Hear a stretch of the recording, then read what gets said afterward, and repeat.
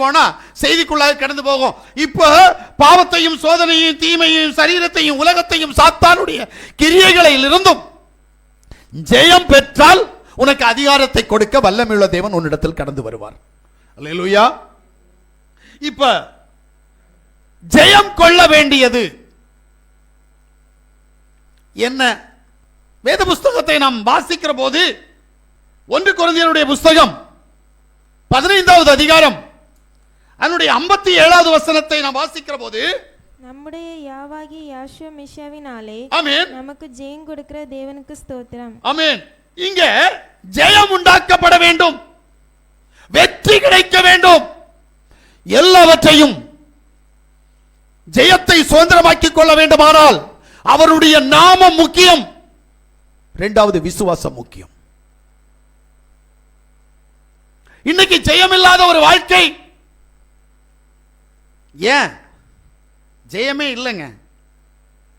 ஜெயம் என்கின்ற விடுதலை இல்லை, ஜெயம் என்கின்ற ரட்சிப்பு இல்லை. இது இல்லாமல் போவதற்கு காரணம் அவருடைய நாமத்தின் மேல் இருக்கிற விசுவாச குறைவு. ஒரு சகோதரி நேற்று முந்தா நாள் என்னிடத்தில் பேசும்போது சொல்லுகிறார்கள், ஐயா நீங்க தமிழ்ல ஒரு பேரு, ஆங்கிலத்தில் ஒரு பேரு, கிரேக்கத்தில் ஒரு பேரு, லாட்டின்ல ஒரு பேரு என்று சொல்லுகிறீர்கள். இது உச்சரிப்பின் சத்தத்தில் தான் வேறுபாடே தவிர பேரில் வேறுபாடு இல்லை என்று சொல்லுகிறார்கள். ஏனென்றால் அவர்கள் கேட்கிறார்கள், நீங்கள் அமெரிக்காவில் போனால் உங்களை கலிஸ்திராஜ் என்று சொல்வார்களா இல்லது உச்சரிப்பில் மாறுமா என்றார்கள். நான் சொன்னேன் மாறும், மாறும், கண்டிப்பாக மாறும். ஆனால் என்னுடைய பெயர் மாறாது. உன் வார்த்தை வாய் நாக்கு சரியில்லை அல்லது உன்னுடைய வாய் சரியில்லை, ஆனபடியினால் உச்சரிப்பு சரியில்லை, என் பேர் மாறாது. நான் அமெரிக்கா கடந்து போனாலும், நான் ரஷ்யா கடந்து போனாலும், நான் யூகே கடந்து போனாலும் என்னுடைய பெயர் மாறவே மாறாது. ஆனால் உன்னுடைய உச்சரிப்பு மாறும். ஏன்னா உன் நாக்கு சரியில்லை, உன் வாய் சரியில்லை. இதான் உண்மை. சிலருக்கு இஸ் வராது, சிலருக்கு சி வராது, சிலருக்கு ஈ வராது. பல நாடுகள் அப்படிப்பட்ட குழப்பங்கள் இருக்குது. இப்படிப்பட்டவங்களுக்கு என்ன வரும்னா நாக்கில குழப்பம் வரும். ஆனபடியினால் பெயருடைய உச்சரிப்பு மாறும், ஆனால் பெயர் மாறாது. அதான் கேட்கிறேன், இயேசுவுக்கும் ஜீசஸுக்கும் உச்சரிப்பு மாறி இருக்கா, பெயர் மாறி இருக்கா? ஈசோசுக்கும் யாசுவாவுக்கும் உச்சரிப்பு மாறி இருக்கா இல்லது பெயர் மாறி இருக்கா? அறிவு இருந்தால் சிந்தித்து சொல். நம்மகிட்ட தான் அறிவு இல்லையே.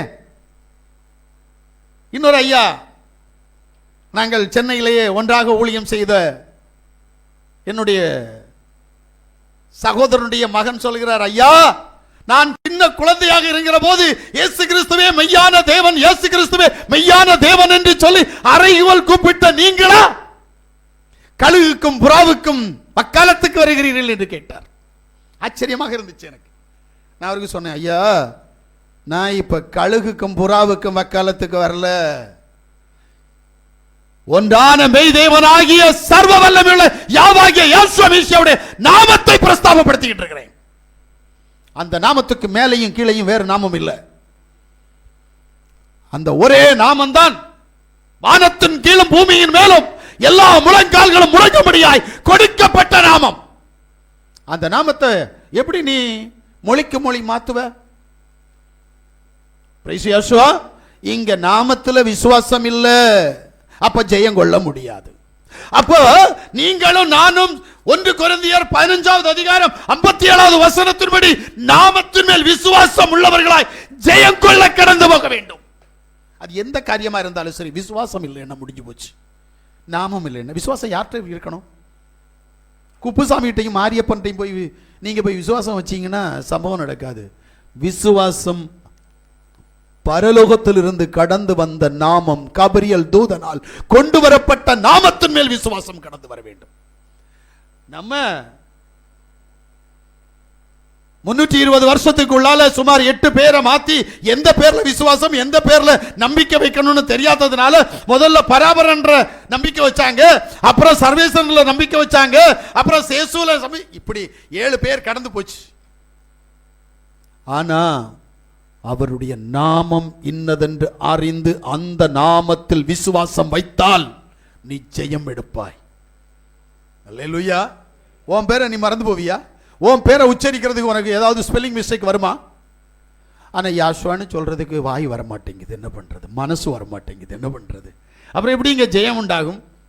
இரண்டாவது காரியத்துக்குள்ள போனோம்னா 2 கொரிந்தியருடைய புத்தகம் 2வது அதிகாரம் 14வது வசனத்தை வாசிங்க. மெசியாவுக்குள் எப்பொழுதும் எங்களை வெற்றி சிறக்க பண்ணி எல்லா இடங்களிலும் எங்களை கொண்டு அவரை அறிகிற அறிவின் வாசனையை வெளிப்படுத்துகிற தேவனுக்கு ஸ்தோத்திரம். இப்போ மேசியாவினால உனக்கு உதவி நடக்கணும்.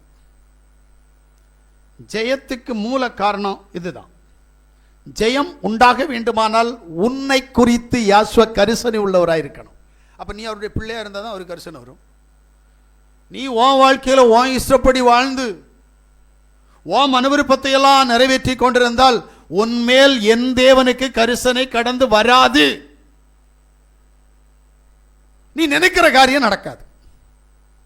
அப்படி நடந்தாலும் சமாதானம் சந்தோஷம் இருக்காது. அப்ப என்ன செய்யணும்? மேசியாவினுடைய உதவி தேவை.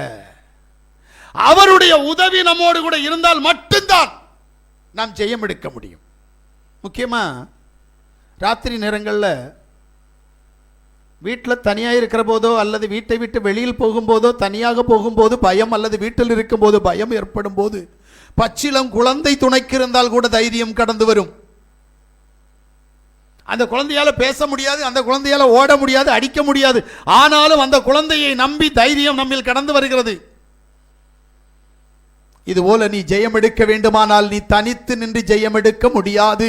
உன்னோடு கூட யாசுவா மேசியா உனக்குள் கடந்து வந்து அவர் உன்னோடு கூட இருப்பார். ஆனால் நீ ஜெயம் எடுக்க முடியும். இன்னைக்கு அநேகர் தன்னந்தனியா போராடுறாங்க. இந்த போராட்டத்தில் ஜெயம் இல்லை. யாசுவா உனக்குள்ள இருக்கிறாரா? உடனே சொல்லுவா, ஆமா இருக்கார். எப்ப இருந்தார்? நீ மனம் திரும்பி பாவ மன்னிப்புக்கென்று ஞானஸ்நானம் எடுத்த போது அவர் உன்னில் கடந்து வந்தார். ஆனா இன்னைக்கு இருக்கிறாரா? வந்தபோது உனக்கு அநேக பிரச்சனைகளை மாற்றினார், அநேக போராட்டங்களை மாற்றினார், அநேக தேவைகளை சந்தித்தார். ஆனால் இன்றைக்கு மறுபடியும் உபத்திரமும் மறுபடியும் அடிமைத்தனம். ஏன்? ஒன்றில் அவர் உனக்குள் இருந்து தூங்கிக் கொண்டிருக்கிறார், இல்லை உனக்குள் அவர் இல்லாமல் போய்விட்டார். இடைவிடாமல் அவர் நமக்குள் இருப்பாரே ஆனால், நம்மோடு கூட அவர் கிரியை செய்து கொண்டிருப்பாரே ஆனால் நிச்சயம் நமக்கு வெற்றி கிடைக்கும். ஏன்னா அவர் தான் நமக்குள்ள இருக்கிறாரு. அப்புறம் எதுக்கு நமக்கு பயம்? அதுக்கு தான் நம்ம ஆளுகள் பயப்பட்டு இந்த நல்ல விசுவாசத்தில் நிரம்பி நிற்பாங்க. ராத்திரி நேரத்தில் வாழைத்தார் ஆடுனா போதும், வெளியில வர நேரம் இயேசு கூட வருவார், அப்பதான் கூட வருவாராம். எல்லா வித அற்புதம் செய்வார். அந்த அங்க வாழைத்தாராக ஆடுது, ஆனா இங்க மனசுல யாரோ நிக்கிறாங்களே, அப்பதான் வரும். இயேசு கூட வருவார், எல்லாவித அற்புதம் செய்வார். அப்படித்தானே? அந்த ராத்திரி நேரத்தில் கடன் தொல்லையும் நினைப்பான், கஷ்டங்களை நினைப்பான், பிசாச நினைக்க மாட்டான். இவன் மனசு மாறணும். என்ன செய்யறது? அங்க ஆடுற ஆட்டம் வேற ஏதோ என்று தெரிஞ்சிடக்கூடாதுல்ல. ஏங்க இல்லைங்க, நீ ஒன்னும் பாட்டு பாட வேண்டாம், சும்மா போ. உன்னை கண்டா ஓடும் தெரியுமா? உனக்குள்ள அவர் இருந்தால். கொஞ்சம் பேருக்கு என்ன தெரியுமா? ராத்திரி நேரத்தில் அவனே வந்து பக்கத்துல இருந்து உறங்குறான். என்ன பண்றது? அப்படித்தானே? பக்கத்துல வந்து தூங்குறான், அவன் செய்ய வேண்டியதெல்லாம் செய்யறான். என்ன பண்றது? கேட்டா நானும் மேசியாவினுடைய பிள்ளை, நானும் பைபிளை விசுவாசிக்கிறேன். அட பிசாசே, நீ முதல்ல பெரிய பிசாசு. ஏன்னா உனக்கு ஜெயம் வேணும் அப்படின்னா முதல்ல நீ பிசாச கூட வச்சிருந்தா ஜெயம் இருக்காது. நீ சர்வ வல்லமையுள்ள தேவனை, பிசாசின் தலையை நசுக்கிறவரை உன் கூட வச்சிருக்கணும். முடியுமா? அவர் வரணும்னா கொஞ்சம் கஷ்டம். நீ அவருடைய சட்டத்திட்டங்களுக்கு கீழ்ப்படியணும். பிசாசு வரணும்னா சட்டத்திட்டங்களுக்கு கீழ்ப்படிய வேண்டாம். நீ நடக்கிற மாதிரி நடந்தா போதும், ஓடுற மாதிரி ஓடினா போதும், பாடுற மாதிரி பாடினா போதும், பிசாசு கூடவே இருப்பான். அப்படித்தானே? பொய் சொல்றவன் பொய் சொல்லலாம், திருடுறவன் திருடலாம், குடிக்கிறவன் குடிக்கலாம். என்ன கெட்ட பழக்கம் உண்டோ எல்லா கெட்ட பழக்கங்களையும் செஞ்சிட்டு இருந்தாலே போதும், பிசாசு உன் கூட இருந்துருவான்.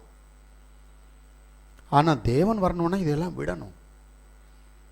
அப்பதான் அவர் உனக்கு உதவி செய்வார். அப்பதான் அந்த உதவியினால தான் உனக்கு ஜெயம் உண்டாகும். அல்லேலூயா.